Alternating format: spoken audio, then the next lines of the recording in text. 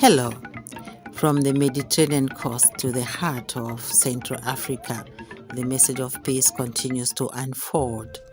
I'm Sister Helen Kasaka, and this is the Pilgrim's Path. Our top story: Pope Leo XIV has arrived in Yaoundé, Cameroon, marking a significant transition in his 11-day Apostolic Journey. After a historic farewell to Algeria, the Holy Father enters a nation currently navigating its own journey toward reconciliation. We analyze the sound and symbols of this historic day.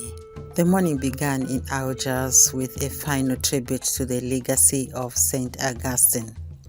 Reliable reports from the ground confirm a warm farewell ceremony at the airport, where the Holy Father was seen off by state authorities. As the papal plane took flight at approximately 10:10 a.m., the Pope sent a formal telegram to the people of Algeria, a final gesture of deep gratitude for 2 days of interreligious dialogue. His mission there has been hailed by observers as a vital bridge to human dignity, setting a high spiritual bar for the days ahead.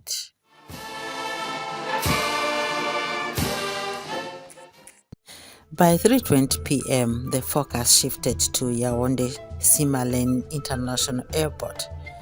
As these images from the ground show, the solemnity of Algiers was replaced by the vibrant rhythm of Cameroonian drums.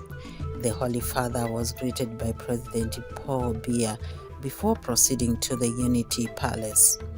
It is here that the diplomatic weight of the visit is most felt, amidst reports of a 3-day pause in fighting by regional groups.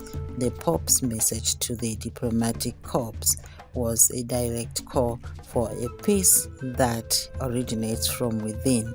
Under the gaze of Pan-African Catholic Theologian Pastoral Network, this moment is being seen as a catalyst for a nation striving for internal healing.